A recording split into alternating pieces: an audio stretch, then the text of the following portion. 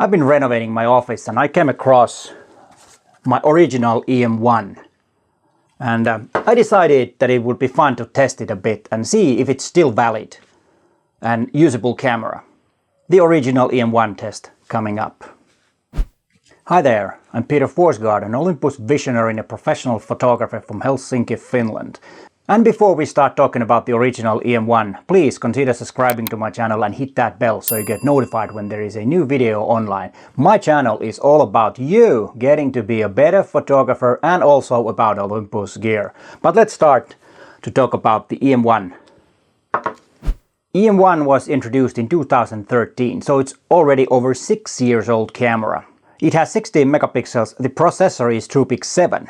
The IBIS is very good and I believe it was around 4 to 5 stops if I remember correctly. So very effective IBIS already 6 years ago. But let's look at some images from downtown Helsinki that I took recently with this camera. And I used the 12 to 40mm f2.8, which was the original combo that I got. And I was there when it was dark because most of the time it's dark in Finland right now. So I needed to use very long exposure and I did not take my tripod with me, so everything is handheld. But let's start with the images now.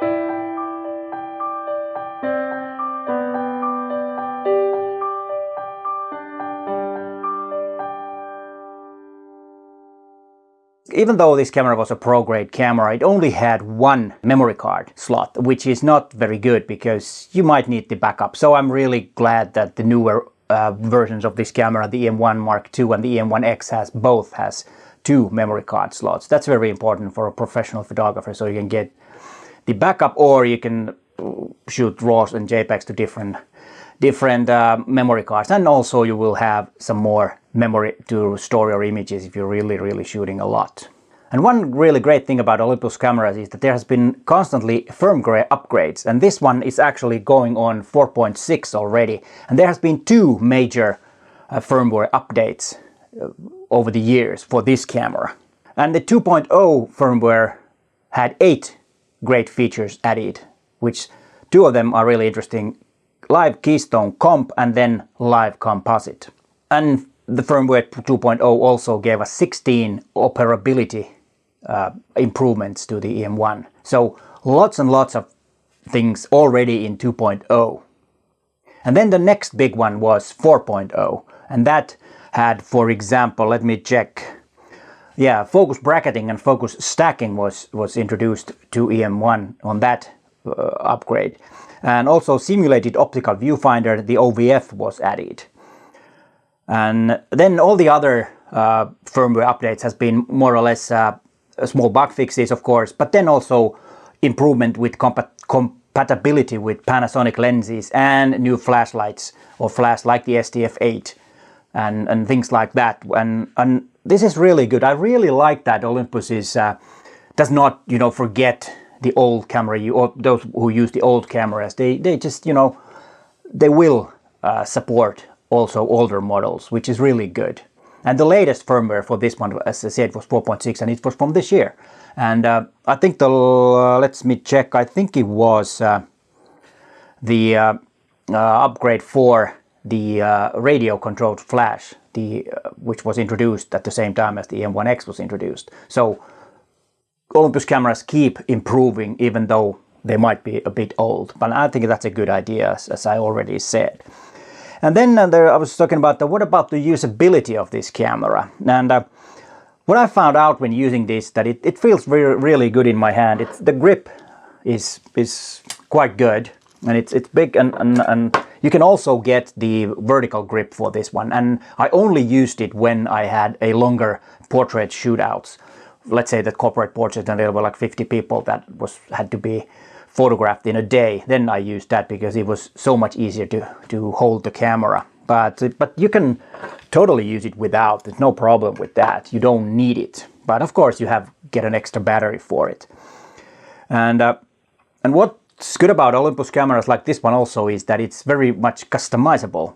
There are a lot of things that you can customize. You can almost customize all the buttons, and in the older models you still have the FN markings on the buttons like they don't have in the newer models of Olympus OMD cameras. They've ditched that, but they're still customizable like this one. The menu system, it has a bit older look than the newer one. It's not, I don't think it looks old-fashioned, but it looks old because now we're used to the more modern looking menu system, but the logic is about the same, and the things are almost in the same place. There are some changes, but not really big.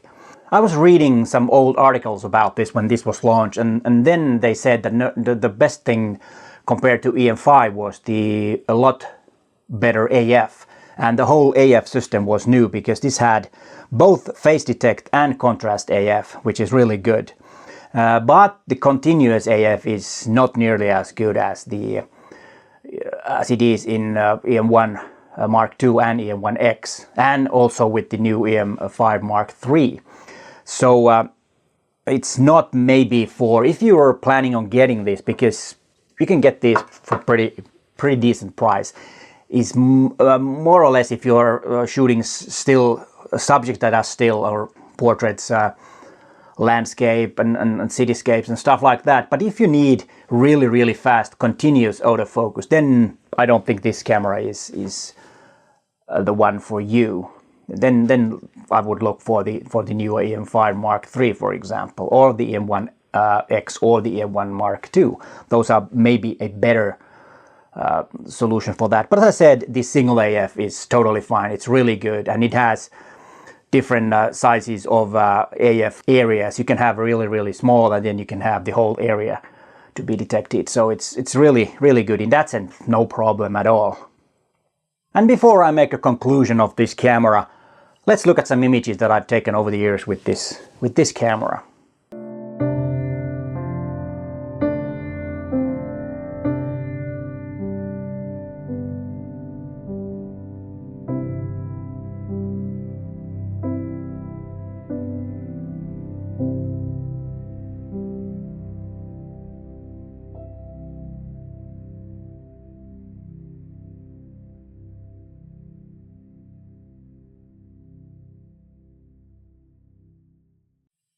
And now the conclusion.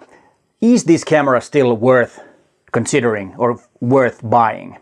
And I would say that it depends on what you are going to make images of. As I said, maybe not for fast-moving subjects. This is not maybe the one. I don't think that's the best use of it.